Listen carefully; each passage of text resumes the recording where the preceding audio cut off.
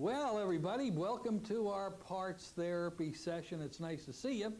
Earlier today we had the same crowd here and we did one on regression, which was interesting, and we're back after lunch to do the second part on parts therapy. And I'm surprised everybody's back. They didn't run away or anything, so that's pretty exciting. Parts therapy, it is a very easy type of work to do, and yet it's extremely powerful in helping people in so many ways. And it can be used for so many problems. I mean, it's just a very maternal approach to helping people help themselves become better. I think that's what I like about it, is it's so maternal. And that's why I guess a lot of people who are more maternally oriented like parts therapy versus some of the other more aggressive type or regressive type therapies to causes of problems and things in that order. But again, parts therapy can be used for both psychological problems, for medical problems, and it's extremely effective. Sometimes you might have to add something else to parts therapy under your more difficult scenarios. But what is parts therapy? First of all, what are we talking about when we're talking about parts therapy? The concept is simple.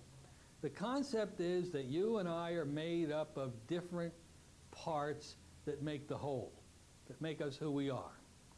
Some of the parts are our positive part, our negative part, our emotional part, our sexual part, our happy part, our sad part, our creative part, blah, blah, blah, on infinitum.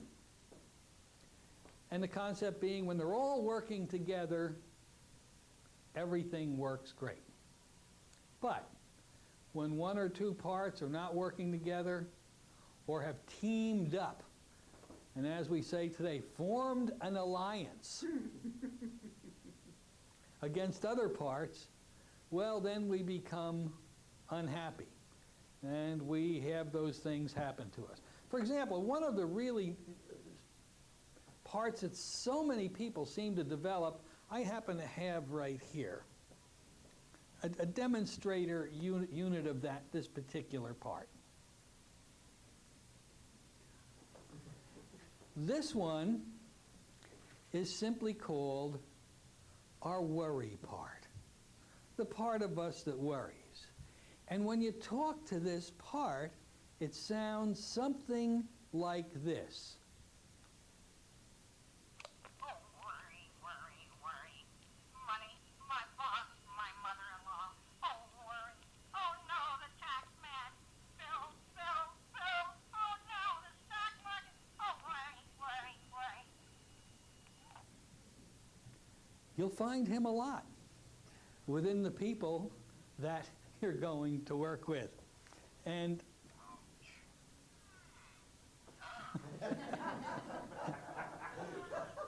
I'm sorry, our Freud doll is taking off from the other class in there under... Sigmund, will you be quiet down there, please?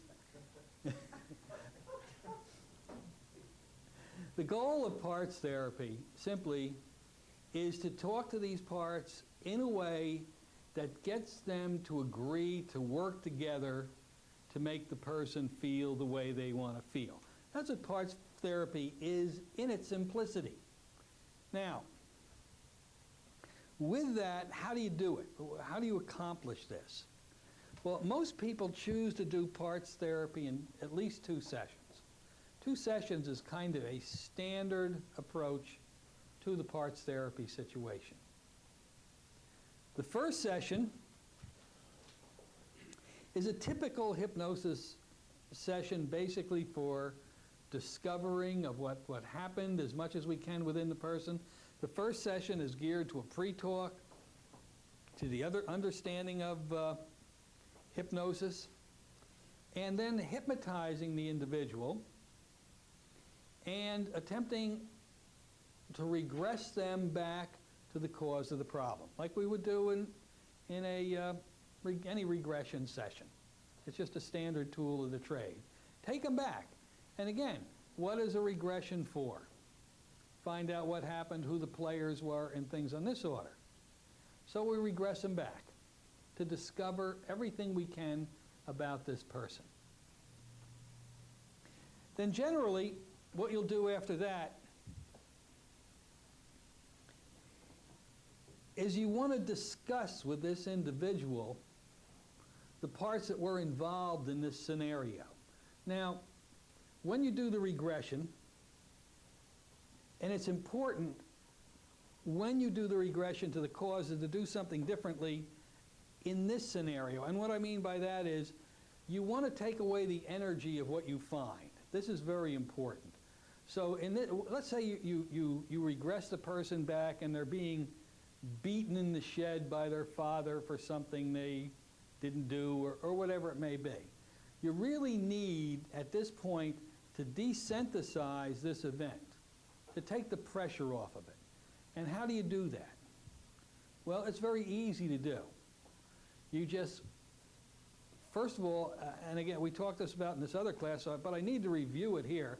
When a person regresses back into an event, it can be very traumatic, very emotional to the person, and you need to know how to control that ab reaction. And it's very simple. You can stop any ab reaction simply with 9 words. The scene fades and you tend to your breathing. And the ab reaction will slowly dissolve and it will go away. But we want to desynthesize this event, irrespective of what the event was. And what you'll do is you'll bring them forward in time and say, okay, now we're going back to that situation again, and this time you're going to view it and you're going to feel it with a lot less emotion than you did the first time because you know you survived it. And so you say, oh, any regression technique you want.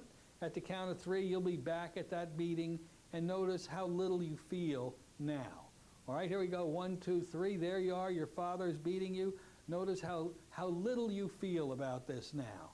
And they'll still feel it. They'll feel the emotion of it and the pain of it. Then you say the scene fades and you come up to this time and place.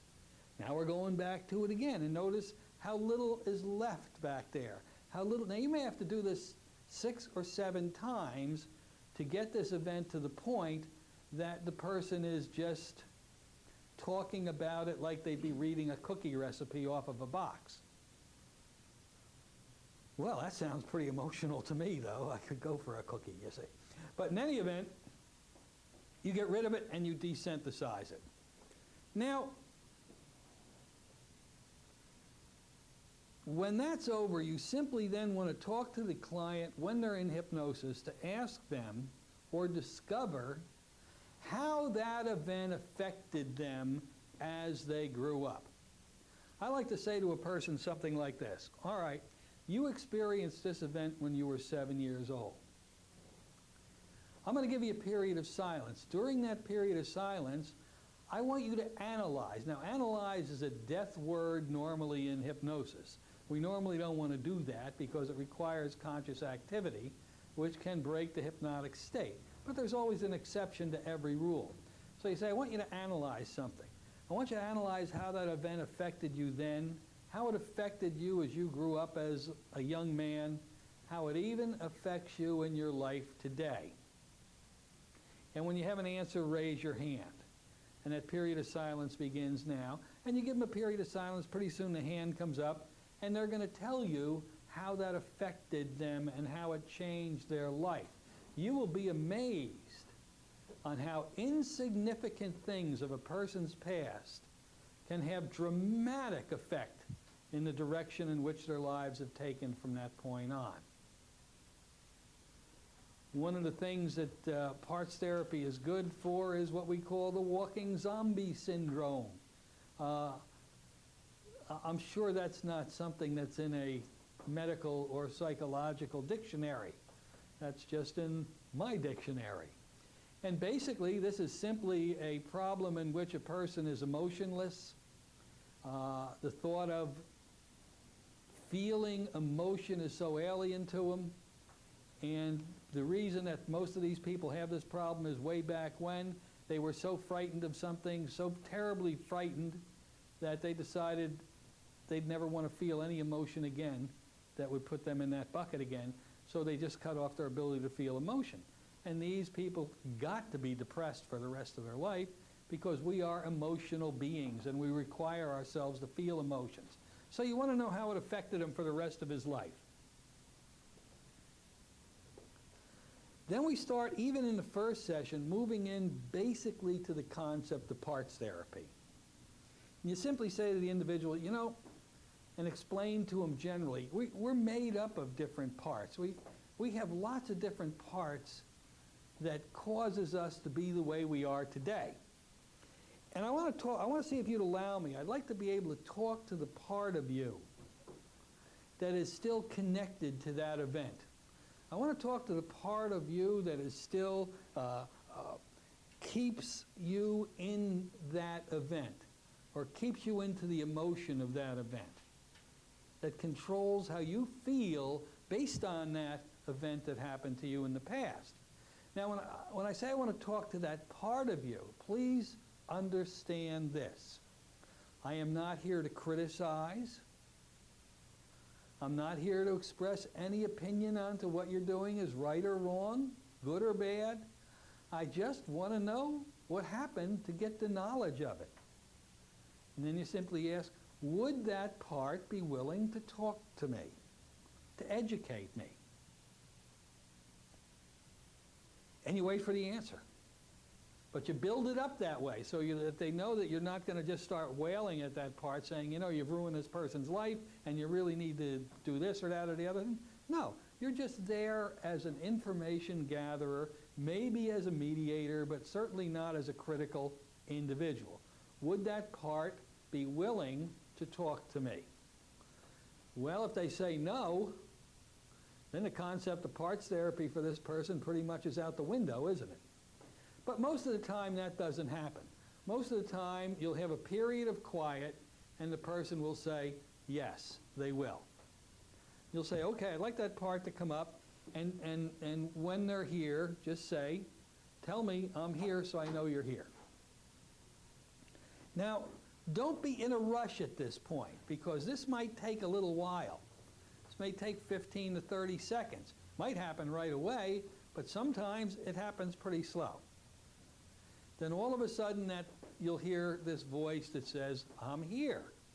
Now also do not be surprised in any way, shape, or voice, or any shape or voice. It's that new glue for the teeth, you know, they just keep falling down. Don't be surprised if the voice that comes out is not the same voice you were talking to with that individual.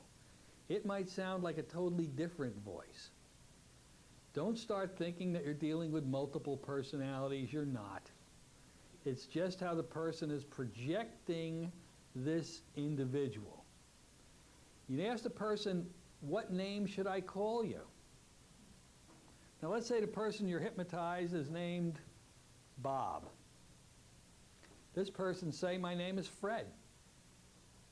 All these individual parts you're going to discover most of the time have their own individual names that they like to be called. So you simply ask them a couple of questions. Say, thank you. You always thank the part for coming up to talk to you. Fred, thank you very much for coming up to talk to me. I really appreciate it. Do you mind if I ask you a couple of questions? No, I don't mind. How big are you? And what's your job? How big am I? Well, generally the causal part is going to be really big. And it's going to tell you, I'm pretty big. I'm a big part of this person. And what's your job? What do you do? Well, my job is to make sure this person doesn't do anything whatsoever that would cause him to feel any kind of an emotion because he can't handle emotion. I mean, this is just an example. God knows what the person's going to come up with at this point. But let's just spin off on that one. That's interesting, you might want to say to the person. And how are you doing your job? Are you good at it? Yeah, I'm terrific at it. This guy hasn't felt anything in 20 years. Well, that's interesting. All right? You say to Fred, Fred, think back a little bit for me. And tell me, this wasn't your job ever since the day you were born. What was your original job? What were you originally put here to do? Ooh, and it'll talk to you. I mean, it'll say, you know, that's a good question. Give me a minute. Let me think about that one. And it'll give them a minute or whatever it takes. Be quiet because it's processing this information inside, and it's liable to come up with something like, well, originally I was the creative part of this individual. I was the one that created new ideas and concepts, and why did you change? In other words, you're just talking to this part. Well, I changed because every time I created something, he went overboard with it and got in trouble with it and just screwed it up. And if you don't like bad language, don't go into hypnosis. Find another career. And you'll say, well, that's fascinating. So this is just another type of a job you've taken on. Why did you do it? Why did you change? So it's just like you're talking to another person, gaining information out of it. I changed because I had to. Why did you have to? Because I have to protect them. And then you want to complement this particular part.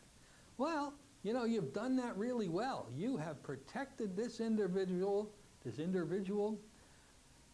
from feeling emotions perfectly. Because ever since that event that we discovered, this person has not had the ability to feel emotions, and you've done that very well. You ought to be proud of yourself. You've done a great job. And like any of us, we stroke each other with nice words. We feel good. Well, thank you very much. I try very hard to do that. I'm glad somebody appreciates the work that I've done. I go, I appreciate it. I think you've done terrific. Can I ask you another question? Yeah? Help me out with this one. See, you always ask the part to help you out. It's like you're not going after them. You are asking assistance from these parts. I wonder if you can help me out with something. What is it? How is it that this client, I wouldn't say this client, that this individual that's in my office is so unhappy because of what you're doing? Because I'm having a hard time understanding this, Fred. You're the protective part. Why is he so unhappy because of what you're doing? Can you enlighten me on that? Well, yeah. I guess I can. And in these parts, you're making them think. You're making them begin to understand by asking the questions, you see. Well, I guess it's because he never enjoyed doing anything. You know, it's like he goes to dances, but he never enjoyed dancing. I guess he doesn't even enjoy a good movie when I think about it. When we go to the movies, I just don't let him get involved in the emotion of the event, whatever the event is. So I guess that's kind of stifling for him, at least. I know it makes him feel sad. Oh.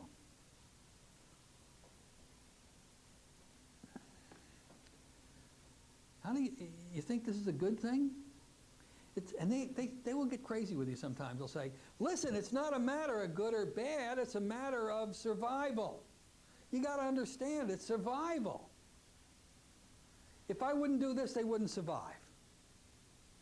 Oh. Well, I'll tell you what, I really need to know how this works, because I see a lot of people out there that are happy and enjoying emotions all over the place.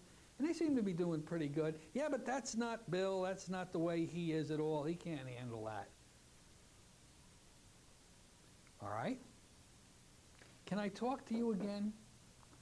I really appreciate it. You've given me a ton of information, and I really am beginning more to understand on how he feels in this scenario, you see. Would you be willing to talk to me again? Sure, I'll be willing to talk to you again. So you say, okay, go on back to where you were, and I wonder if I could talk to another part. Sure. There's a part of you that is very frightened, that is very scared. a part of you that's constantly unhappy, would that part be willing to talk to me? Hold on a minute. And they'll be quiet, and they'll eventually come up and say, yeah, that part will talk to you. I'll say, okay. When they're here, just say, I'm here, just like you did with the first one. Now this part comes up and says, I'm here. By what name should I call you? I'm Joe. Well, hi, Joe. I'm really glad you came up. I just got finished talking to Fred, or whatever the name was. And you got to write down these names, because if you're like me, you're going to foul it up like crazy. I have to write them down, you see. And I think I already fouled this one up. So, but we'll just go on as if I didn't, you see. So we'll say, thank you. And again, you thank them. You ask them how big they are. Now, this part is also going to be a big part. Fear is a big part of most individuals. If you go inside yourself, you'll find that there's a fear part of you. We all have it. It might be fear of horses. It might be fear of mother-in-laws. Could be fear of anything. But we all have this fear. Or the fear of doing something. Or the fear of speaking out. Or the fear of our opinion is not as good as anybody else. Or the fear that we're not as good as anybody else. We all have these different parts, and they're different sizes for each one of us. So you want to talk to this one. And you ask it what its job is. And when they explain to you the job, they'll walk around the word that they really are, and they'll dance around it tremendously until finally you ask them, what was your original job? And then you'll have that period of silence. And the original job of the fear part of an individual is always universally the same, and that is it's simply their protective part. It's the part of them that tries through any mean it can to protect them against danger, real or imagined. And this is a critical part. We all have to have this part within us, our protective part. But it's got pushed around so much, it became so frightened of anything that it doesn't allow the person to attempt to do anything to break out of this situation they got themselves into. The combination of the first guy and this can really put somebody in the bucket, as I'm sure we all can understand how that could happen if these were two big parts of you. Now, you talk to this part and you say, now look, you are this way because that first part, that causal part, got so big and caused to shut down the emotion, your ability to feel feelings. How can we, now you start asking him questions. How can we deal, if we could, with that other part? What, do you have any ideas, any concepts that could help us work with this other part, or understand how this other part can help us? How can we deal with this other part? And then this part will start talking to you. Well, I've had some ideas about that. Maybe if we sat down and talked, maybe if we could spend some quiet time together, because it seems like every time something happens, we become either in conflict or work as a team to put this fella down so he can't do anything. Well, is this a good thing? No, this stinks. But it's what we do, and I don't know what else to do. Are you happy? No. Is the other guy happy? No. Matter of fact, we've forgotten what happiness is all about. And I'll say things like to the individual, well, this is a tough way to go through life.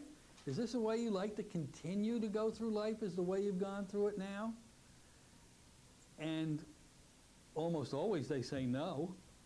Sometimes they say yes. This is the way I go through life. This is the way I want to go through life. Now you're really getting into some heavy-duty stuff when they start saying yeah. And you say to them, why? I don't deserve anything better than what I have. Why? See, the beautiful thing about a hypnotist, why should be our most common question. Why? It's like doctors sometimes will say to you, a migraine headache is caused by an excretion of a certain excess of chemical in the brain, and it causes the migraine. Well, I agree with that, but this guy's 35 years old. Why did it excrete now instead of 25 years ago? See, that's a response to another stimuli. So you say, yes, this part, why? And God knows what answer you're going to get, but you're going to get some answer that's probably going to cause you at that point, if you get a person that says, yes, I deserve this, you're going to have to go into a modified parts therapy situation. Because now you've got to go find out why they deserve it. So the first place you want to go from this point is ask them, why do you deserve to feel so bad? Now this is going to lead you down another path. So that's the beauty of this work. You never know where it's going to lead you. People call me up, do you have a script for depression? Huh? No. So you said, because of what I did. What did you do that caused you to feel this bad? And they may tell you or they may not. You may have to regress right at that point back to that situation that caused them to feel that way. But let's go with the classic parts therapy before throwing any loops into it like this. Let's just stick to the basics. All right.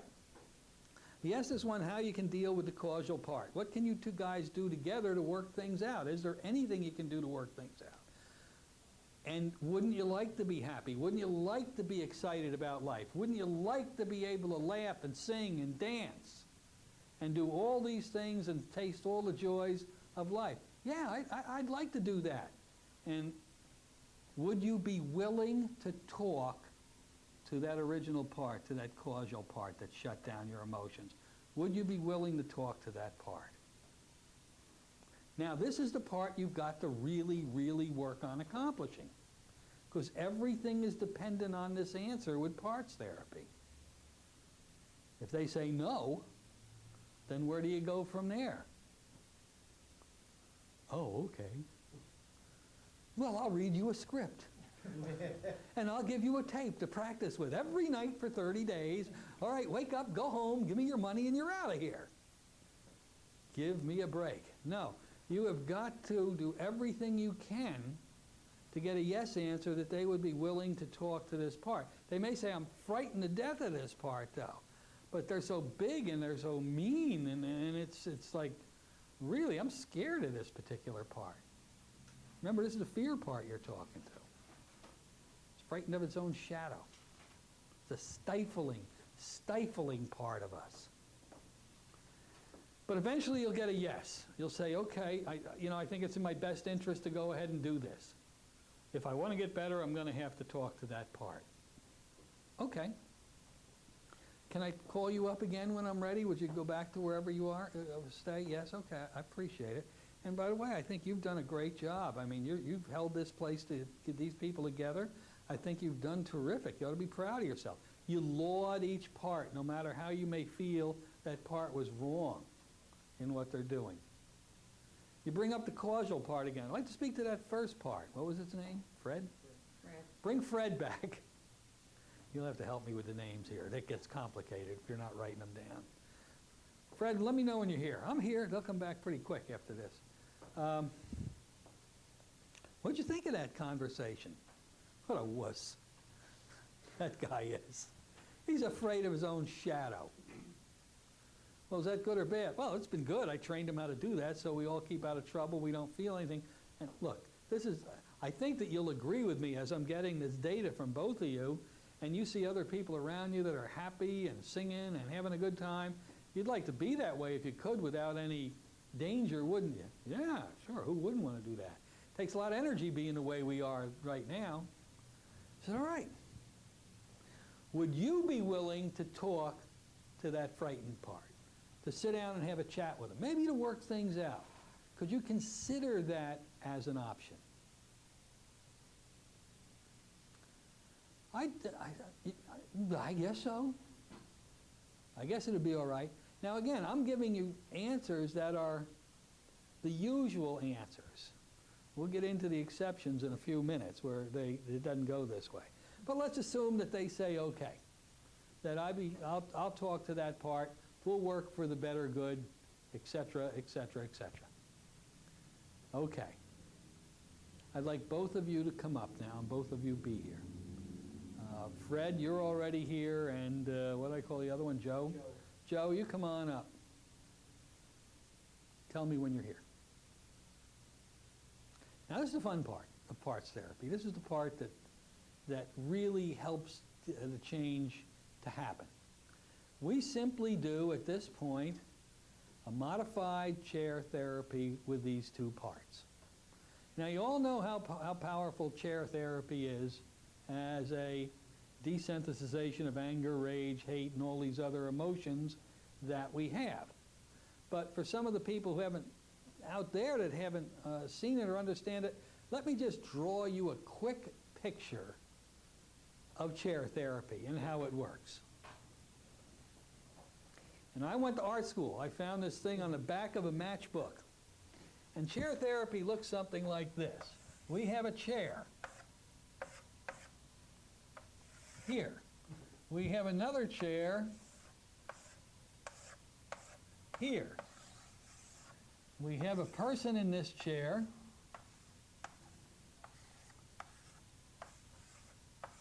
Here.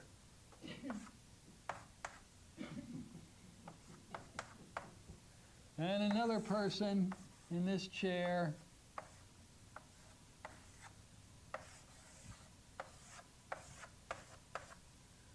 God, I'm good.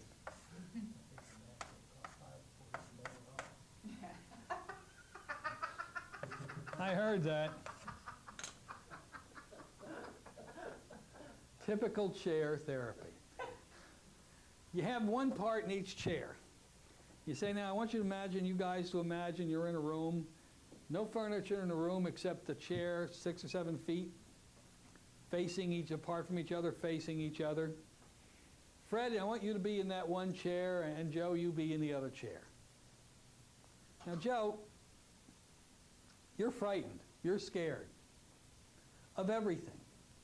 I want you to explain to Fred why you are that way and how he caused you to feel that way. You've had this bottled up. You have nothing to be frightened of. See, sometimes they're so afraid of this guy because he's so strong they don't want to talk. So you can say, just for now, we've tied him down, we've gagged him, we've bolted the chair to the floor. He can't get you. He's got to listen right now. So I want you to tell him now whatever you need to say so he has an understanding of why you feel the way you are. Now, in regular chair therapy, we make this an aggressive kind of a thing. Tell him what he's done to you. Tell him how he's hurt you. And we make him hit the pillows and call him whatever names they want to call him. This is more maternal. Talk to him. He's a part of you. Tell him how it's affected you, what he's done. He needs to understand that as well as you need to talk about it. Tell him now. Okay. Well, Fred, you know, you've done things, you've taken away all my ability to have any confidence to do anything in life. I'm just frightened of everything. It's just scary for me to contemplate doing anything. And you've made me feel this way. And you just say, okay, now you're Fred. Answer him. Well, I've had to do that. If I would have let you do what you normally would have done, my God, I don't know where we'd be today.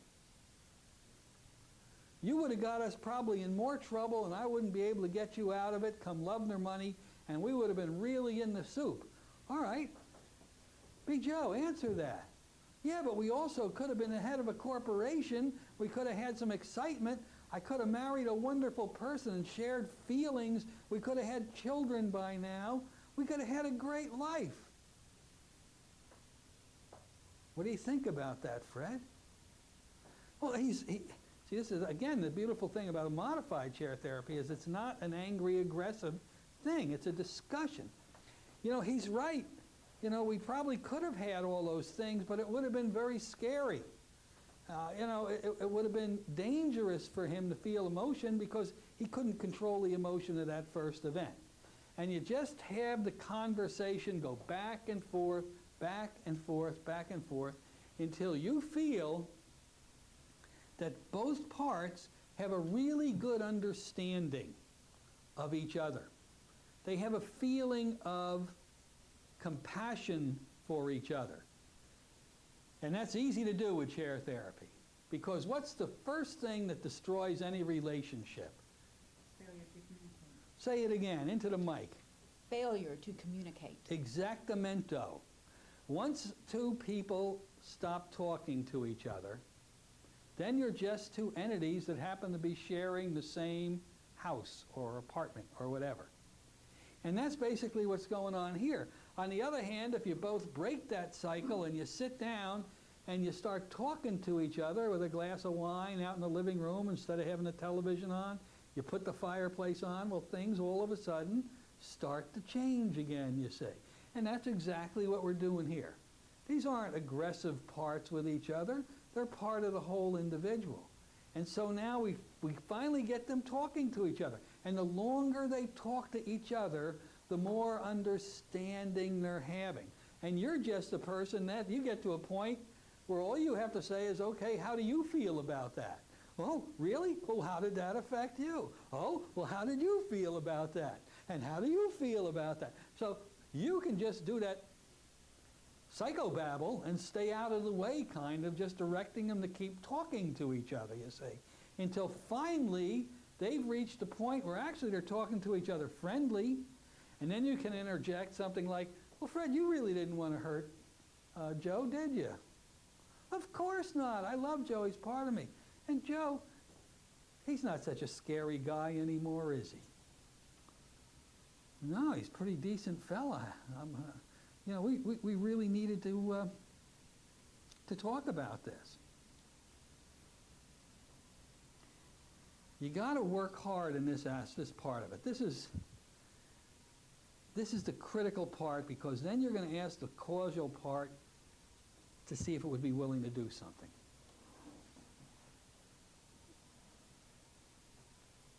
You get to a point where you're going to ask this causal part, Fred, you know, you guys are doing so well. Would you be willing for a while to let this part do what it's supposed to do, its original job?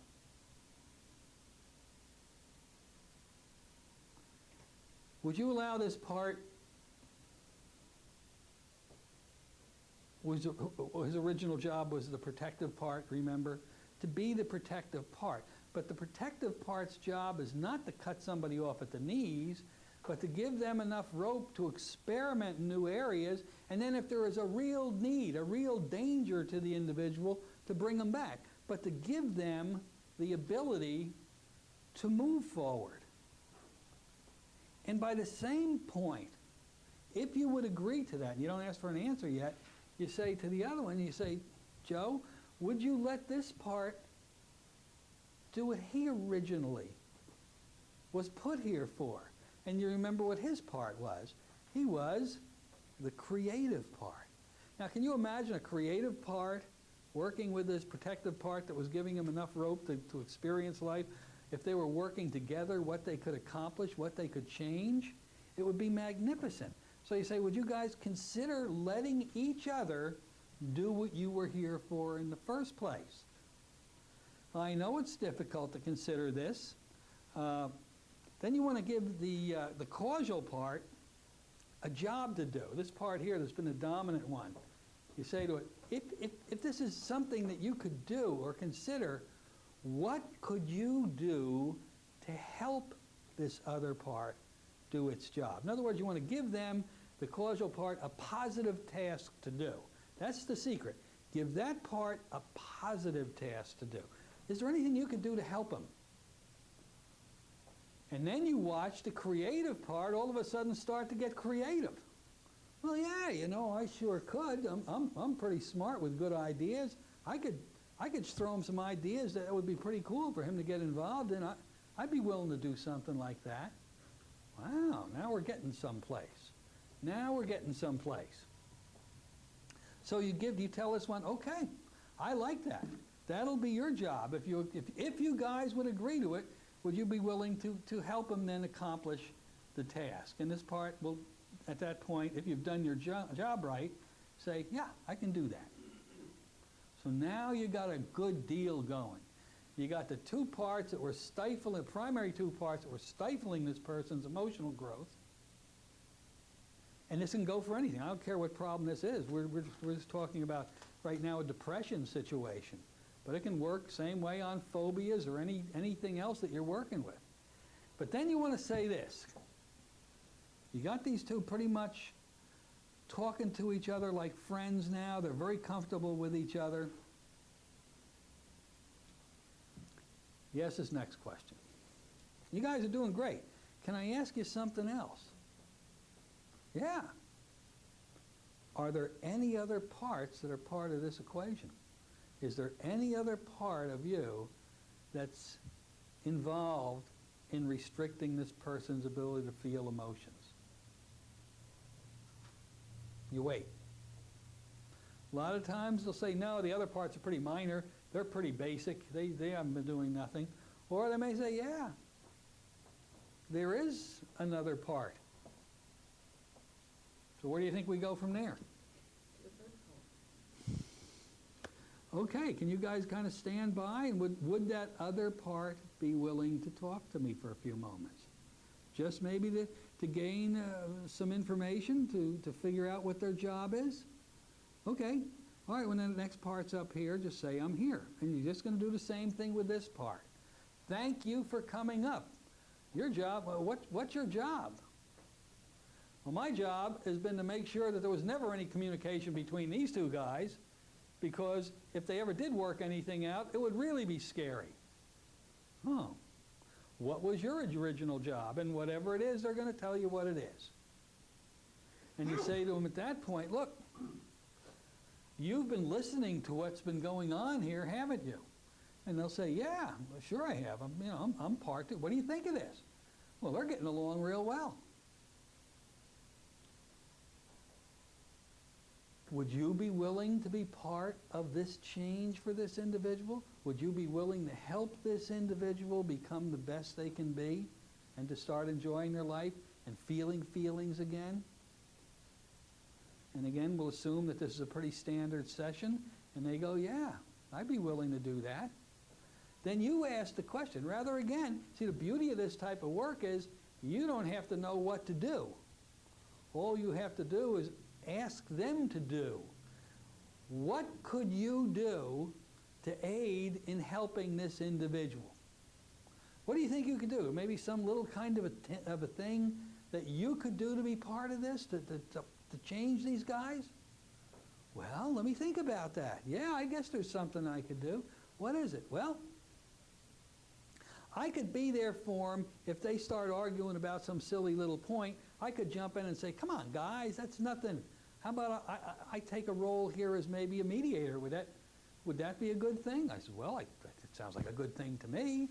I think that we could do that. That would be a good and viable job. That's a great idea. See, keep telling them, that's a great idea. This is super. You're coming up with the information here. And all of these parts, you give a positive function to do. You ask them what the positive function would be and if they'd be willing to do it. Now, once you have no more parts, maybe there's another part or two, and you're just going to do the same thing with it until you get all the parts saying they're going to agree with each other. Now, maybe, again, you modify this. Maybe this third part that comes up is really ticked at the other parts for whatever reason. Me work with those SOBs? You gotta be crazy. Well, then you have a threesome. Have you ever heard of a threesome?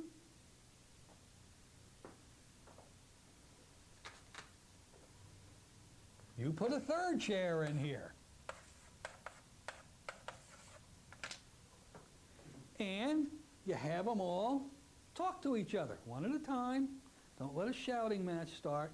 And explain to each other back and forth until you're all three in agreement and willing to work for the common good. Now, once you get the parts working together, once everything, or not working together, once you get them to the point that the concept is okay to work with each other, then you go for the biggie. Then you go for the big gun. Now, the big gun is simply this. You say, look, why don't we do this? Would y'all, and you only say y'all if you live down south for a while. As a New Jersey boy, it's only taken me 38 years to learn how to say that. It's the first time on any tape I've ever said y'all, you see. So, anyway, the rest of yous guys, yous guys, are going to simply say to them, look, how about this for a concept? How about you all agree to work with each other, with your new job, with your new outlook on this, to move this person forward for 2 weeks. Go for it for 2 weeks. But I don't want you to do this unless you're committed to doing what you're telling me you're doing, because then it's just senseless. If you're just talking to me so I say that you're doing nice things, that doesn't make it. It doesn't count. We're wasting each other's time.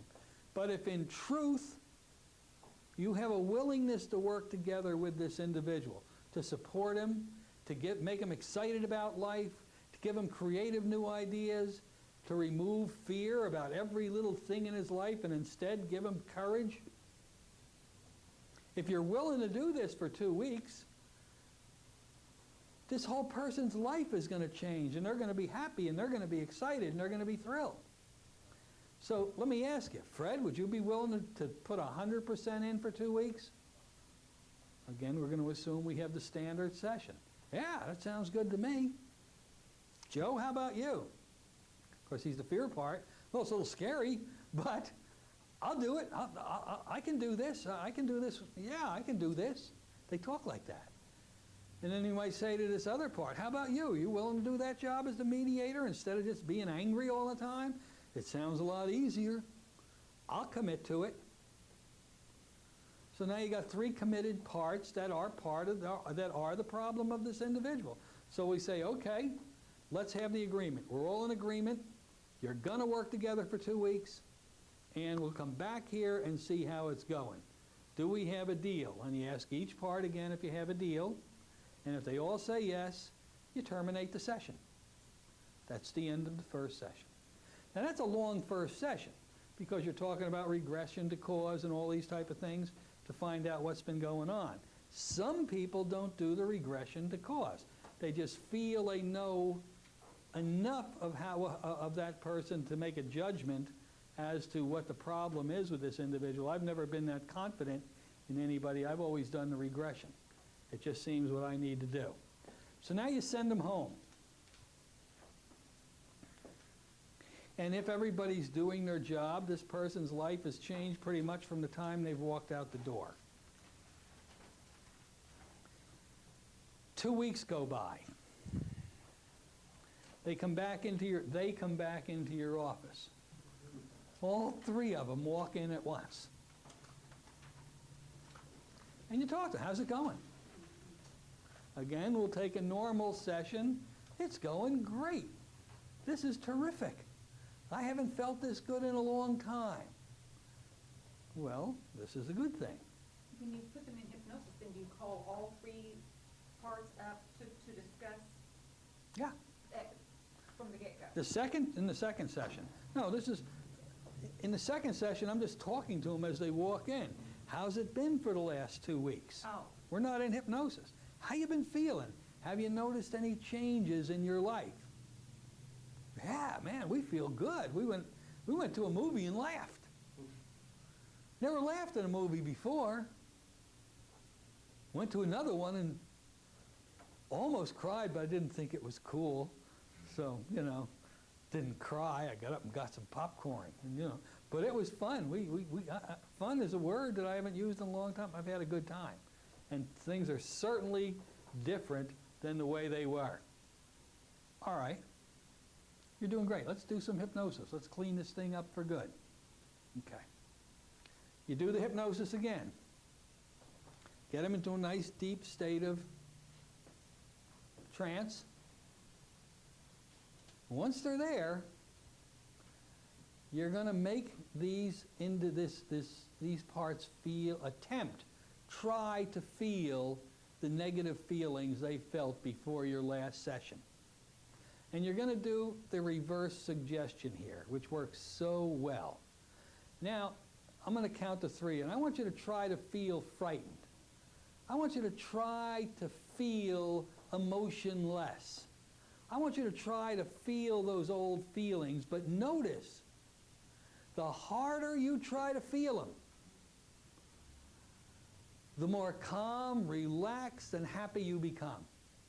The harder you try to feel these old emotions, the calmer, the more relaxed, and the happier and more confident you become.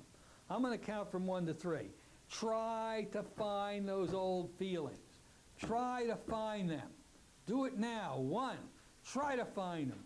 And if the session has gone well, you're probably going to see them starting to laugh. As you're yelling in all your seriousness, try to find these old feelings. Just the opposite is going to happen.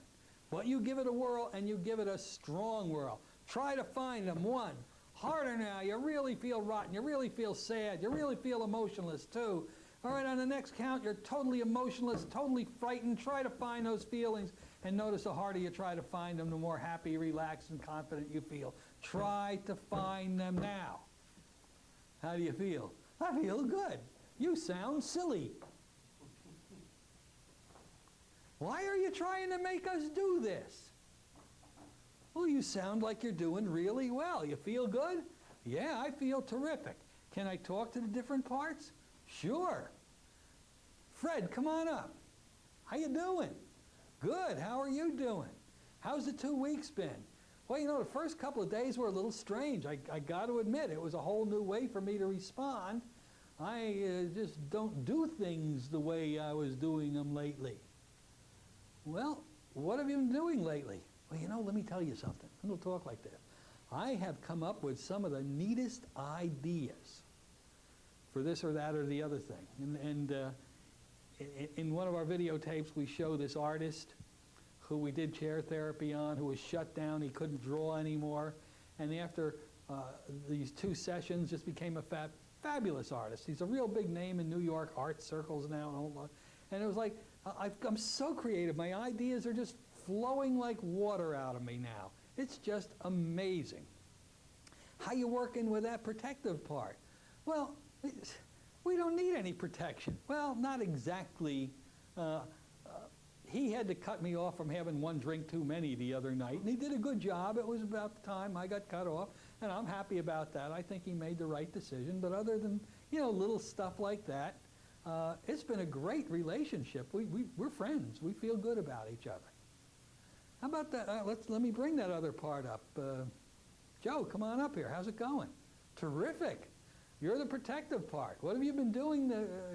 Well, I've been so excited doing new things, and he's been giving me great ideas, and between the 2 of us, we're working on them together. Yeah, I had to cut him off at the bar the other night, but, you know, he was going to do something that was probably stupid, and I'm not quite ready for that yet, but it was just a minor thing, and nothing. It's just a ripple in the pond. It wasn't a big deal at all. How about that other part, that mediator part? Come on up and talk to me. How you doing? I'm bored sick, man. I haven't had to mediate. Really? No, but I've sure enjoyed watching what's going on, and I'm relaxed, and I can go on back and do what I normally do, whatever he came up with, what was his job, you see. So now you have the complete parts therapy approach. But in the second session, what you want to do is after you've completed talking to these different parts, you say, now just take a deep breath and relax. And as you relax, I want you to become aware of, this is now the permanent you. As you relax, feel how good you feel. As you let your mind and body relax, feel how comfortable, how calm, how peaceful you feel. Go inside yourself and notice how you have all the ability in the world to feel and experience any emotion that you would like to feel. Now, I was doing this one day with a person when all of a sudden they say, oh, I forgot to tell you something. And I'm trying to give them these good feelings, but when I talk how all your confidence and how your ability to feel emotion is coming back, they startled me, and I said, oh, what is it?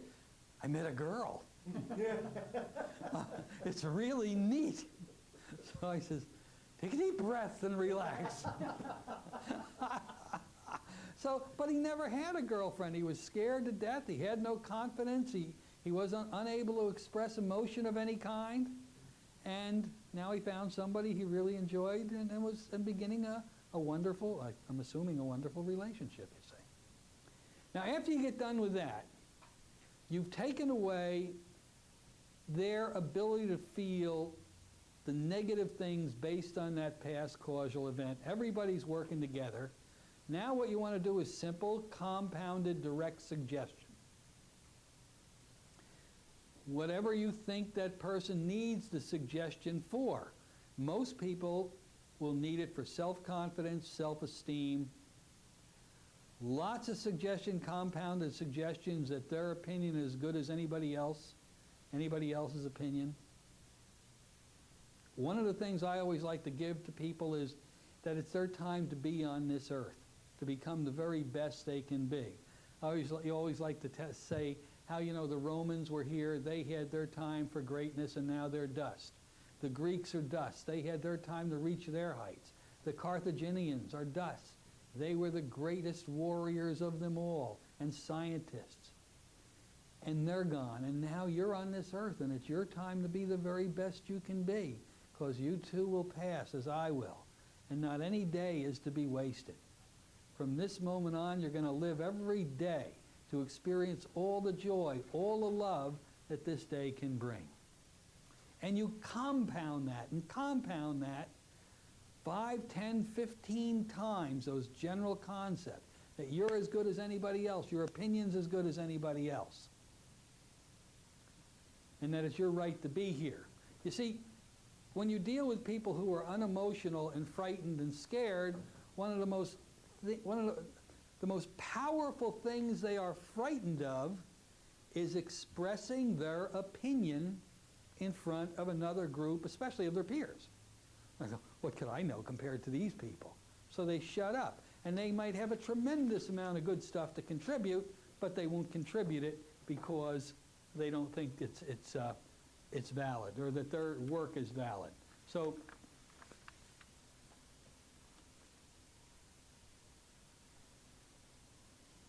after you've done that, then you want to put the icing on the cake. So you want to talk to all these parts. Say, all right, I want you all to imagine you're in the room with with those chairs you were in before, and you're in a semicircle.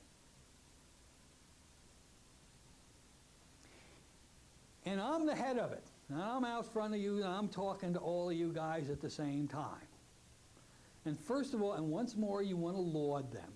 I am so proud and excited about what you've done, how you've changed this person's life. And I know because of these 2 weeks, you're very excited to continue to do this. Are any of you not interested in carrying on this way? Now, if one guy says, yeah, I don't want to do this anymore, why? Well, that other one's a slug or something like this. Well, you're going to do chair therapy, and you're going to neutralize that again.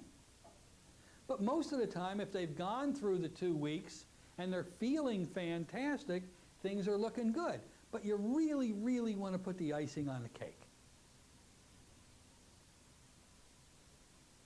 So you ask them all, you've done so well, but can any of you come up with even a better way of doing things or relating to each other or altering your job descriptions that things would even work better than they are now? Now this is really neat because they're going to come up with stuff, and it's all going to be good stuff. Now I can't begin to tell you what each part might say, but historically they've said things, well, yeah, I think that Joe over there really should allow himself to have a little bit more emotional release with this new person in his life. And explain to him that, the more he lets go, the more better he's going to feel, and the more better he's going to feel, the more better I'm going to feel. So, maybe he'd want to give that a little boot to open up a little bit more in that area. I said, well, Joe, what do you think about that? He goes, well, I'm kind of scared of girls to get off, in the first place. I'm just kind of getting into that, but I really do have a lot of feelings for her, and I guess I could tell her I think she likes me, this type of thing. And you ask them just if there's another way they can do something, if there's something else they can add to it that will make it work better. Now,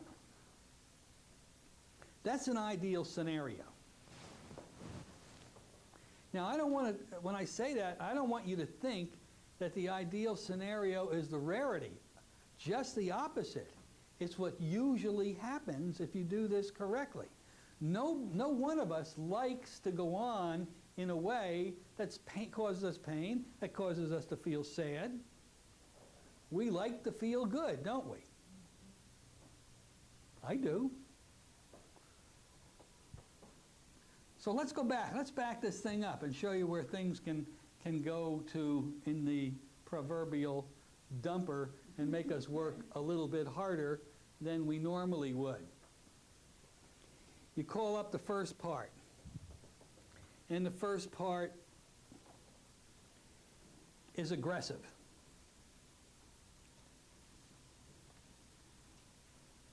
This is the part that caused the problem in the beginning. And you call them up and you're doing everything you can to be neutral, to gain information. And it starts saying to you, yeah, and you tell them it's doing a good job, and they'll be, you're damn right I'm doing a good job. This person is such a wuss, and he should be afraid of his own shadow because he couldn't do anything if he wanted to. And you call, and you just sense this tremendous anger. And you call up the other part, the frightened part, and yeah, I'm scared to death of this big lug. I don't want to, would you guys be willing to talk to each other? No way, man. I ain't going to talk to this guy. I hate this guy. And the big lug says, what a wuss. Imagine me talk, I'm wasting my breath with this guy. Now you see you're in a little bit different of a position here than this team working together like they did in the first scenario. Now you got to be the Philadelphia lawyer. You have got to be able to sit down,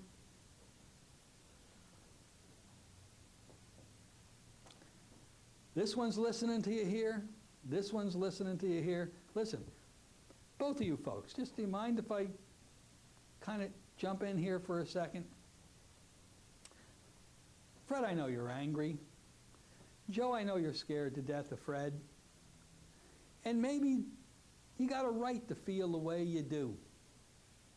But there's something else you need to maybe, I don't want to say you need to, because that sounds like I'm telling you what to do, and I'm not here for that. But maybe there's something else you want to consider. Let me throw you some things that maybe you're not looking at. I want you to look at the other people out there in the world around you. I want you to notice some of them are so happy. They're boinging along. It's like their feet aren't even touching the ground. They're like Nancy and Don. They're just kind of floating through, holding each other's hands, and having a great time here, you see. They're relaxed, they're calm, they're laughing, they're running and jumping. They're just having a good time. That's kind of a neat thing to see, isn't it? Yeah, it is. But it's not you guys, is it? No. Wouldn't it be neat if you were that way? Well, yeah, but come on, give me a break. Look what I got to work with here.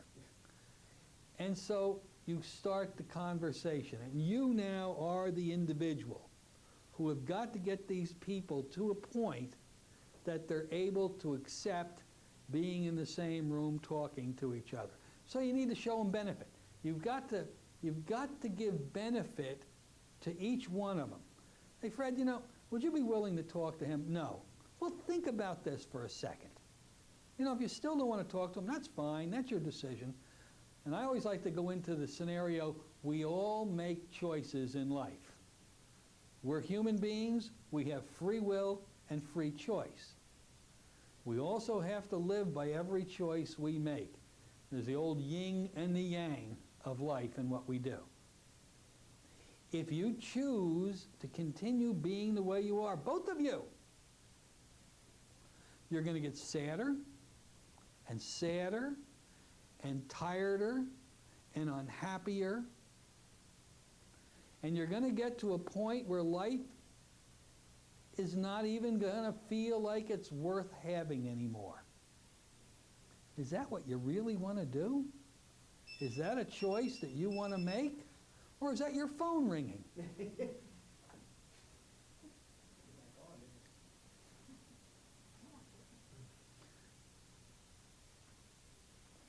All right.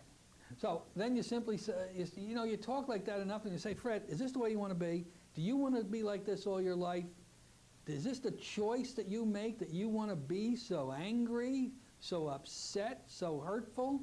Do you enjoy doing this? No, I don't enjoy doing it. You're going to finally, but what the hell, I have to do it because of the other banana. And it's built up this way.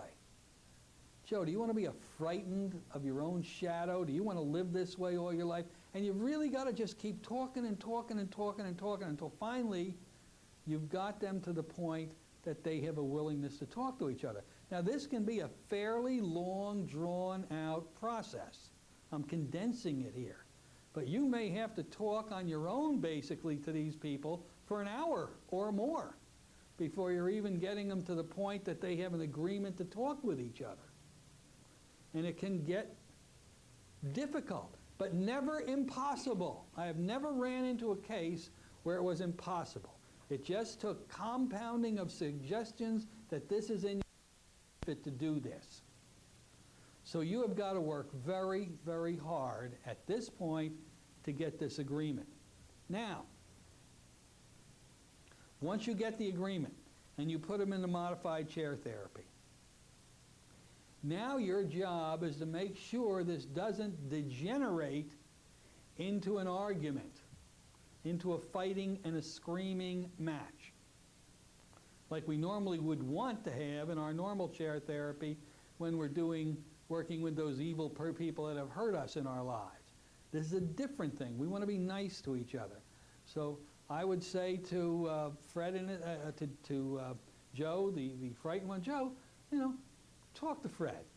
Tell him how what he has done has affected you. And if Joe started getting snotty, well, you mesocrats. That's like all those X's and exclamation points you see in the cartoons. You know what they mean. They mean megafrezocrats, you see. You say, wait a minute, wait, time out. We're not here to argue with each other. We all agreed we were going to talk like the adults that we are. We're all part of each other. We can't get rid of each other. Joe, you may want Fred to go away, but you can't. He's part of you. Fred, you may want Joe to go away. You can't. Can't cut him out. It's not a surgery situation. What we're here for is to talk to each other and to explain how the other person is affecting us negatively. That's all. And to do it in a way that we respect each other. Respect is the name of the game because all of us have been doing the job very, very, very, very well. Do you understand that now, Joe? Yeah, I guess I just had a lot in me that just wanted to come out. Well, why don't you start over again? Okay. And then it'll start over and it'll be civil. Now, when it becomes Fred's turn, it's generally not going to be bad because Fred has heard me not chastise Joe, because I didn't do that. I just want to explain how we have respect between each other. And I would start off, Fred, now you saw Joe was a little upset, but now he respects you very much because you're part of him, and he needs your respect in return. Now maybe you could discuss with him how you feel about the situation. See how you desynthesize this thing, and you finally get them talking to each other again. Until once more you get to the point where they have an agreement to work with each other together for a couple of weeks. And you send them away. Again, you look for the other parts, and if there are any other parts, you bring them in and do the same thing. And this is how it transpires. The second session, again, is always to try to raise those negative feelings very hard. Give the counterbalance suggestion. The more you try to feel negative, the better, the more relaxed, the more confident you become. Try to find it at the count of 3. Boom, and then go ahead and do the direct suggestion to make them, to build up that person's self-esteem, self-worth, self-value, things in that order. And that's how part therapy works. And it's a very simple technique to learn. Now, let's see, is there anybody here who would like to play with some good parts therapy to have some fun? You again? You? Come on up here. She says, she'll do anything. Doesn't care. I ride horses. I can do anything. Did you ever get thrown from a horse? I beg your pardon? You ever get thrown off a horse? Yeah. Landing into a tree. Ever tell you about, snuggle over to me. Ever tell you about my wife rode a horse one time? Only she was underneath it looking up at, yeah, she went zoop on the other side at a trot, and that, she decided at that point, It wasn't for her. no. Now, because we're not in a therapy environment, we're not going to go looking for stuff. Okay. You know what I mean? What we will do is talk to the parts and ask them how they can even make you feel better than you feel now. Would that be good? In other words, the positive energy that we can develop. Bring it up. Bring it up. Would that be okay with you? All right. And again, for you guys out there in the audience, we're going to be working on the positive phase of it, but we're still going to be working with parts therapy, only because to deal with a very personal problem in this environment, in this type of a class, is not built for that.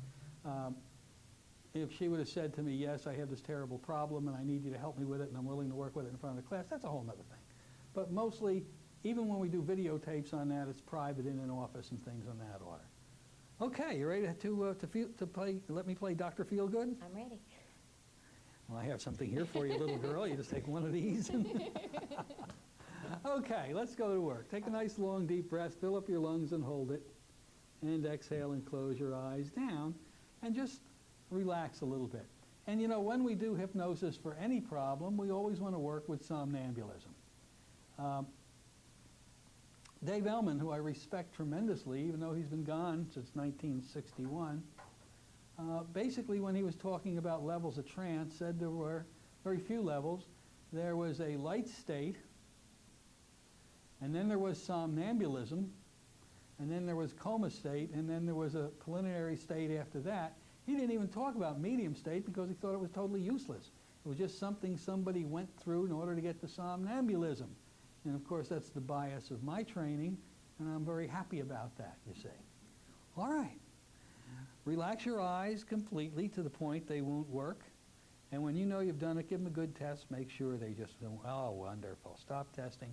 Take that feeling in your eyes, send it from the top of your head to your tip of your toes. Let every muscle relax. Good.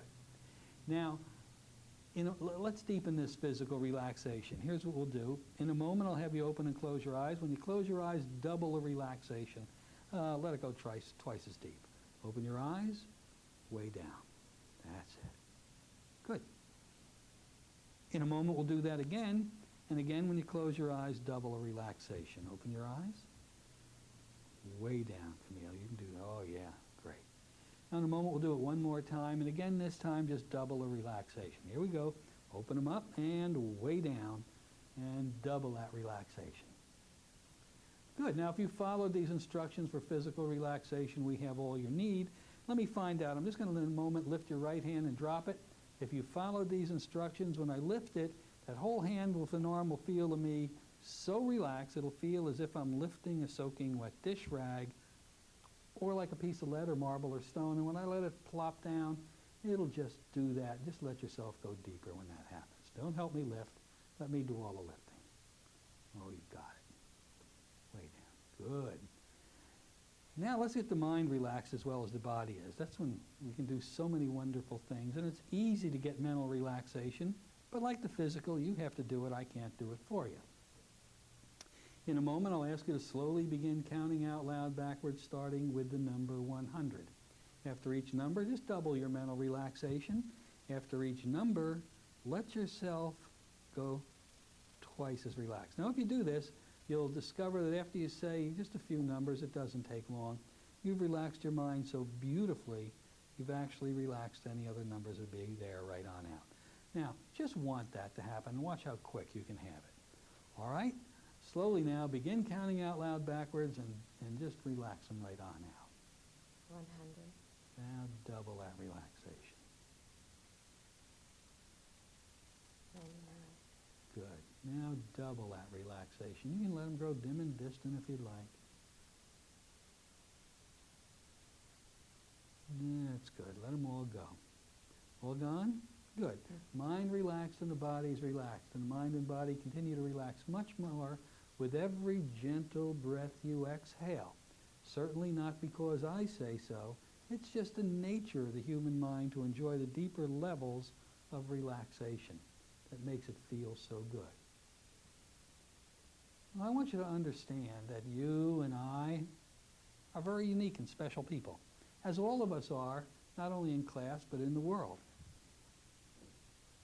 We're so unique and so special, but yet there's an interesting condition we have, and that is we are made up of many different parts that actually make us who we are. Let me give you an example of some parts that people, and I have, and I only mean some parts because there's a lot of them. You may have your positive part, that part of you that keeps you excited. And that, hopefully, is your biggest part. Some people have a negative part, and most of us try to keep that down to a little tiny part. You have a creative part that gives you all great ideas. You have a sexual part that creates how you feel about your position in the world and your feelings about love and caring and all these things. You have all these different parts and even more. And you know, when they're all working together, you feel great. But if they don't work together, they're arguing with each other, sheesh, it just drags us down and we lose energy and things on this order. I'll tell you what I want to do. I want to talk to the part of you. If you'd be willing to do this, I'd like you to silently ask the part of you that is positive, that exciting part of you that keeps you buoyant, that really makes you feel good. Would that part be willing to come up and talk to me for a minute? I'm not going to criticize it. I just want to see what it does. Would that be okay? Yes. All right. When that part is up, just say, I'm here. I'm here. Oh, wonderful. What name should I call you? I'm fun. You're fun. Well, isn't that a wonderful name? How big are you? Oh, medium size. You're about medium size. What's your job? To make everybody happy and me.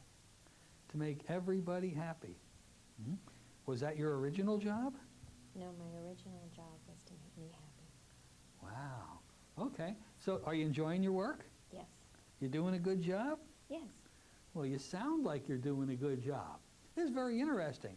Tell me about your job. How do you go about accomplishing making this person a happy individual? I help her smile. I help her say jokes. I help her see the good and positive in things. And see funny things. Well, that's a good thing, isn't it? Mm-hmm. You do it very well because you seem to be a very up kind of a person, aren't you? Absolutely. Yeah. Is there anything else you think you could do to even do your job better, just out of curiosity? Yes. Mm-hmm. What do you think that might be? Relax more. Oh, okay. Yeah, life is kind of tense sometimes, isn't it? Mm-hmm. Think you could teach her how to do that? Of course. It's fun. All right. That sounds very exciting to me. Well, can I talk to you again? There's things I'd like to talk to you about, but I want to talk to a couple other parts too. Would you be willing to come on back Sure. and talk to me? Sure. All right, come on back. I'd like to talk to another part of you now. You see, the job that the fun part was doing is a tremendously big job, but I know, believe me, I know, maybe it's just from time and chair and doing the work, I know that that part needs support and help from some other parts to do that job really well.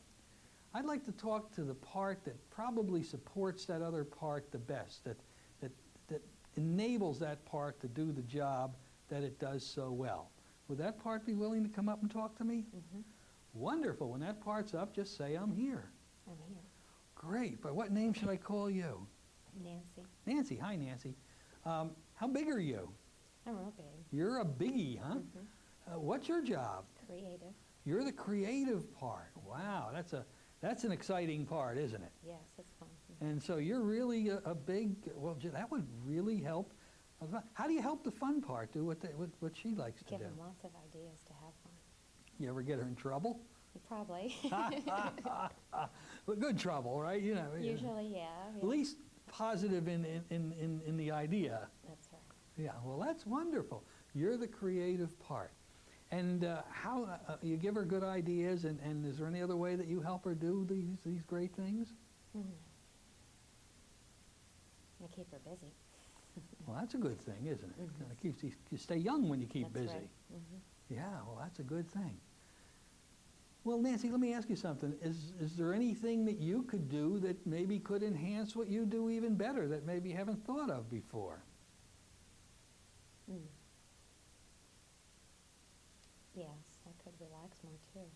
So you both need that, huh? Yeah, there's a lot of stress. Okay, so Fun and Nancy need to relax more, don't they? Mm-hmm. That would help. All right. Can I talk to you again? Mm-hmm. All right, go on back down to where you were. I want to talk to another part of you now. Maybe a part that you didn't even know was there. Maybe a part who, you guys are having so much fun and being so creative. Maybe you're not even focusing in other directions. I'd like to talk to the part of you that has the ability to teach those other two gals how to relax more. I talk to the part of you that really has that ability to say, hey, hold on, gals. Let me show you something here that'll even make things better. When that part is here, tell me you're here. I'm here. Wow, wonderful. What should I call you?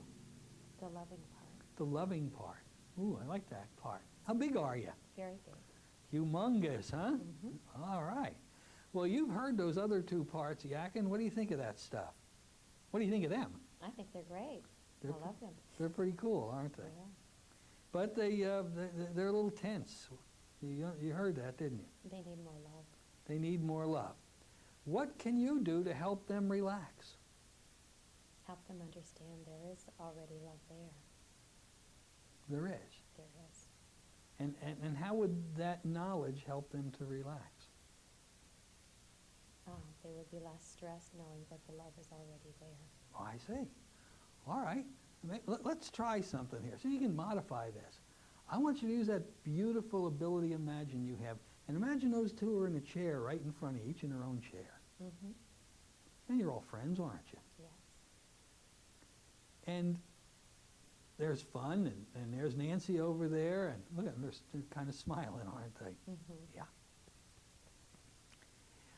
Would you be willing to talk to them, maybe give them some thoughts on how they can get rid of that tension they've been lugging around? Sure. Have a chat with them. Tell them how you think that you might be able to do that. Okay, creative part. Once you can relax and know that you are loved by many people and by the creation, then you can relax and just let everything go loose, and your creativity will double. Mm. It will triple. If you can let go and understand that you already are loved. Is that Nancy? Yes. Nancy, what do you think about that?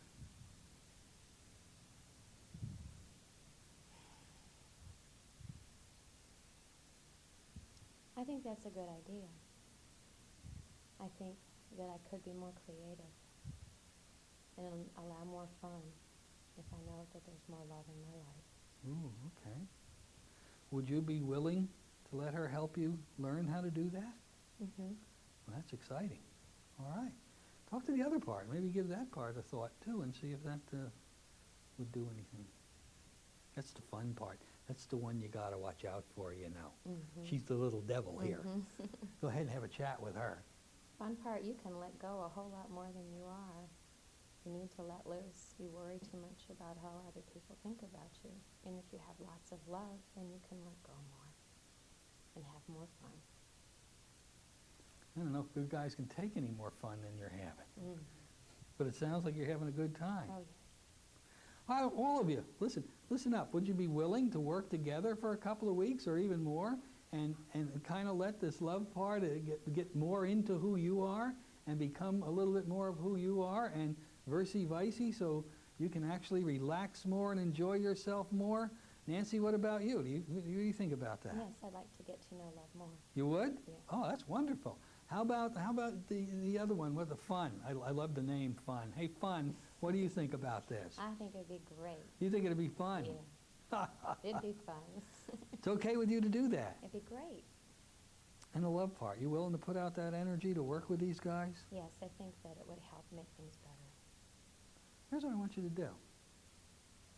In your minds, all of you get up from the chair, walk toward each other, put your arms around each other, and kind of hug each other. And love, just send it through them. Let them know what it really feels like to feel that kind of love. Fun? We're all melting together. Yeah. Yeah. Notice how you're just becoming one. All melting together. Feels good, doesn't it? Yes. And now you're all together and you are the one, aren't you? Mm-hmm. Let's do something else. Is there anybody else in the gang that needs to join in on this to become better, to make you feel better in any way? No, I don't think so. Everything else is pretty good, huh? Mhm. All right. I like to hear that. So for the next several weeks, or maybe for the rest of your life if you choose to do it, the three of you are going to realize certain things in life. Well, I think you do realize something. And gang, what I'm going to say to her, I will say to everybody, irrespective of their sex. If it's a man, it doesn't matter. I'll say the same thing I'm going to say to her as a woman. You know, all of you have begun to realize that there is only one important thing in this world, and that is love. Because without love, nothing else works. Without love, there's no joy, there's no happiness. Without love, there's no creativity. Without love, there's no energy. So love is the most important part of you. But it's not a part that is pushy or big. It's a wonderful part that only has in its interest helping everybody else become the best they can be. Isn't that right? Yes. Okay. You've all joined together in this situation. And the love part is going to grow and even become stronger. Is that okay with the rest of you? That's perfect. It's perfect. That's perfect. But I want to talk to another part, because I need to give another part some instructions. Can I talk to your protective part for a minute? Okay. All right, when that part's up, let's say I'm here. I'm here. Hi, how are you? What's your name? Betty. Betty, you're the protective part of this individual, and you realize that that's a critically important job. You understand that, don't you? You have to keep her safe. You have to keep her safe. How big are you right now? Medium size. Okay, so she hasn't need a whole bunch of control in that way, has she? No. But I want you to understand this. These other three parts have pretty much merged, and they're all joyous and happy and thrilled. You understand? You're watching that, and it feels good to see that, doesn't it? Yeah, it's great. How does it feel when you see that? I like it. You like it a lot. That means that you're going to even have to do your job better. You understand that? Because when you have people just out there saying love is abounding everywhere, sometimes other people will take advantage of such a wonderful soul. You understand that, don't you? Sure do. So you will be the protective part, making sure that no harm comes to these others. You'll be willing to do that? Certainly. And you're always going to protect them in a wonderful, positive way. Because you just want to be as much of this group as they are, don't you? Absolutely. So I want you to go ahead and just go over and move in with this group and let them know that you are so excited about how they're going to grow, and tell them that you're going to be there to protect them so nobody can hurt them. Let them know that, and that I think is going to take even more stress away from them. What do you think? I think you're right. Why don't you tell them that? Okay, guys. I'm here to protect you so that you can feel safe. You can feel free to go ahead and be creative and as loving and have as much fun as you want to, because I'm here to make sure that you're safe. I'll keep you guided in the positive directions and away from the negative. Let me give you something else to say. If this, I always like to say this to the people I work with, and maybe you would like to say this to those other parts. Okay. Because you're the anchor. You're the one that is grounded. You got the idea. You're the one everybody's going to rely on. Maybe you want to tell them something like this, that as they go through life, they're going to have great times, but occasionally there's going to be a bump in the road that they bump into. And maybe you want to tell them that no matter what, you will always be there to protect them, to guide them, and never let them down. Is that something you think you need to say to them? Yeah, that would make them feel Why better. don't you tell them something in your own language? Okay, all of you. I will always be here to protect and guide you, almost like a guardian angel. I will always be here for you, so you can relax and have less tension and be able to go ahead and perform your functions well. I'll never let you down. No, never let you down. How do they feel about that? They feel protected. Feels good now, doesn't it? Mhm. Well, I think we've developed a magnificent working partnership here. What do you think? Oh, it's a good team. A good team. Mhm. All right. Is there anything, any of these parts, that would like to say at this point? I just all want to say thank you. Well, I think you deserve being said thank you too, because you're a wonderful person. You are going to work together now as a happy, excited, thrilling soul, a person that moves through life always looking for the good, never looking for the bad, always understanding that no matter how nasty other people may be that you run up against in life, that's only because they're hurting inside. You're going to see the goodness in them. You're going to forgive them. You're going to bless them with your love, and hopefully that may help them move a little bit into a direction that's good for them. But nobody can hurt you, not with words in any way, shape, or form. It's your time to be here. It's your time to be the very best you can be. God put you here for that reason. There is no day to be wasted. You're going to live every day as if it was your last. You're going to laugh, you're going to love, you're going to taste life like a fine wine. And you're just going to have a wonderful time throughout the rest of this long, healthy, strong life as you all work together to enjoy this beautiful gift called life. Now all of you give yourself a big hug. Snuggle up. Tell each other how much you love each other. And then take a deep breath and relax. Good. Now that's a demonstration of typical parts therapy that I like to do just if I go out in public and somebody wants to see hypnosis for some particular reason. And when they see you do hypnosis on a person like this, everybody wants it done to them. I don't think any of us wouldn't want to experience this type of an event. At the count of 3, I want you to let your eyes open and become alert. And when your eyes open, they're going to open into a different world. You were a happy and excited person before, but watch even how, as my little daughter used to say, how more better it is even now. All right, at the count of 3, let those eyes open, become fully alert, and just feel great. 1, 2, 3. Open those eyes, give yourself a big hug, and say, I love me. I love you. All right. How do you feel? I feel loved. I feel good. Did you enjoy that? That was great, yeah. Wasn't it interesting talking to those parts? Yes, it was. Can you give me any insight into how they were, really feeling about anything? It was great. I could envision them in the different chairs and the hug. They all melted together. They were like lights, different lights, and all the lights melted together into one. So it was wonderful. It was a great Good. experience. I'm excited Yeah, for it you, was. too. I'm excited too. Now you go away. Thank you. So, the beautiful thing about our work is a lot of our therapies, we have a tendency to always think that people are coming to us because they're down, they're depressed, they want to hang themselves or throw themselves in front of the A train or whatever it may be. And that's true. Most of the people come to us for that. But also the average folks, just the folks that are going through life, we're kind of doing the best we can, making it through life. We don't think that we're terribly sad, but on the other hand, we're not terribly happy. We're just plodding along.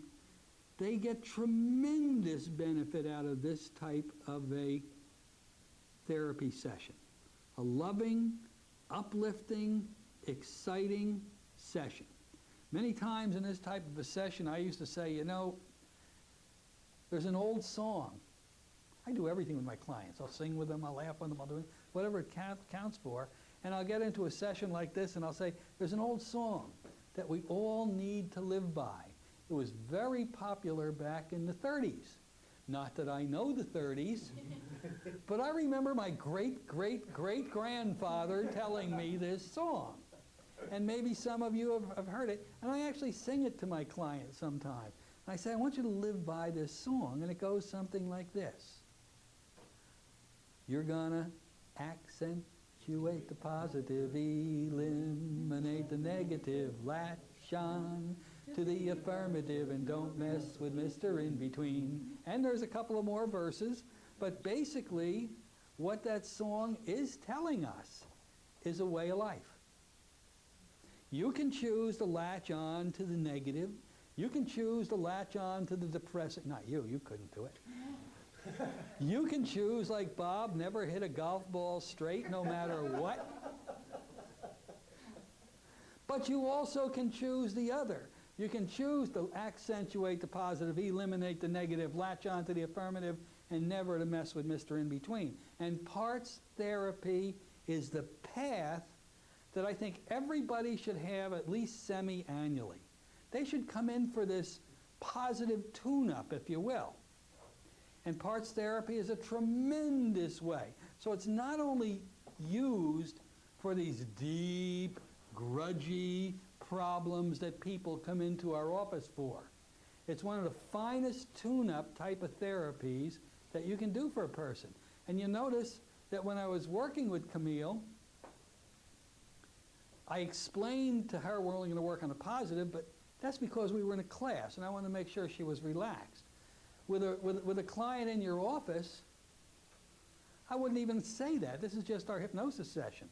This is a great therapy for if you do a regression to a cause of a person's problem, and there's really nothing significant that's causal. You'll find that sometime. And it's just that life has beat them down. Seems like every time you turned around, somebody was hitting you with a stick. You couldn't do anything right. Well, this is great. You do this, and you don't even want to talk to the negative parts. All you want to do is talk to the positive parts and make them bigger and bigger and bigger. And if you have a negative part, you let it shrink like a balloon. Let the air out of it. Let it grow small. Get another part that's going to support the positive part. Ask them how it can do even better. And it's like giving these people a natural high. So you've got to do parts therapy is so simple. It's not difficult to do at all. And a lot of people like it because you don't really even have to do the regression many times. And those people who are afraid of regression can do parts therapy, although regression on the front side is usually in your best interest. But if you just can't do it, you were trained in one of those schools that said it was dangerous and you shouldn't do it unless you're somebody really big and important. Lots of degrees. Yeah. Plaques on the wall. And all this weirdness, then fine. You will find more often than not parts therapy just works anyway. So that's the beauty of it. That's a great situation. All right, any questions about parts therapy?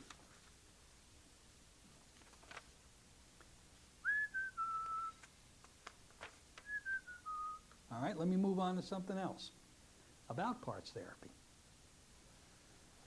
What is parts? Is there anything that gives you a clue that parts therapy might be the therapy that you should choose to use instead of any other therapy? And the answer, thank you for asking, is yes. There are some clues. What are some of the clues? In your pre-talk, do you mind if I erase this? It scares me to have my back to this thing. Okay.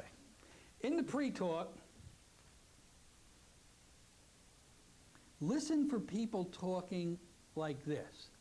Well, we want to find out how to feel better. We want to find out. Or we know we should be doing things differently. Well, they're telling you when they talk like that there's more of them involved than what you see sitting in that chair. So there's a really good indication that parts therapy might be the therapy of choice. There's another thing you might want to understand. Sometimes you're going to run up against a lot of parts who seem to have a similar job. Let's say they're negative parts. And they may split themselves off into different negative parts. I'm a negative part. I'm the sexual negative part. I'm the creative negative part. You get all these negative parts. You think, God, I don't want to deal with all these one at a time. Just say now, I would like, for the sake of the therapy, for all of the negative parts to just merge and become one. And they're happy to do that. They like to hang out with each other. They feed off of their negative stuff, you see. You're no good. Thank you, I needed that. So just merge them into one part. Some people are going to come up with so many of these different negative scenarios, you're not going to remember all the names. Merge them into one. Let's all become one. All of you agree on one name I can call you, and tell me what that name is. And they're going to give you a name. And it's usually a negative name that they're going to give you. Like Damien. I was thinking more Clinton, but that's another whole story. But anyway, they're going to give you a negative name, and then you'll just be talking to that one negative part, and you can clean that one up easily rather than spreading this effort across the board like you can. Remember, what people develop within themselves on purpose can be getting rid of on purpose too. And parts therapy lives by that rule. They brought these negative elements inside of them, and they certainly have the ability to work together and get rid of them. You're going to like doing parts therapy. It's one of those therapies where you feel so good when you've done it, when you walk out of the office, that you're excited to do it again. It's one of those type of therapies that you don't walk out of your office exhausted, like you do so many times when you're doing regression, abreaction, transformational, deathbed, and full-blown chair therapy that draws so much out of you that you walk out and you just feel kind of happy about this. And as you develop a reputation for doing the type of work that we just demonstrated up here, you're going to find a tremendous increase in business because it's easy work to do, it takes no effort on your part, and people walk out of your office and just rave about you. You go in feeling beat by life, and you walk out feeling raring to go, and how do we feel and how do we feel when you leave it? Terrific. All right. Any questions on parts therapy? She looks different. Radiant. She's radiant and happy. Come here a minute. I want you all to see something. Turn around. Show them your radiant face. This is the face of what leaves your office when you do this kind of work, you see. And now, you can go away again. All right, if there are no more questions about parts therapy, that'll be it for parts therapy. And I'm glad you came. Did you enjoy it? Yes. Did you learn anything? Yes. All right, I'm excited too whenever I see happy, excited faces.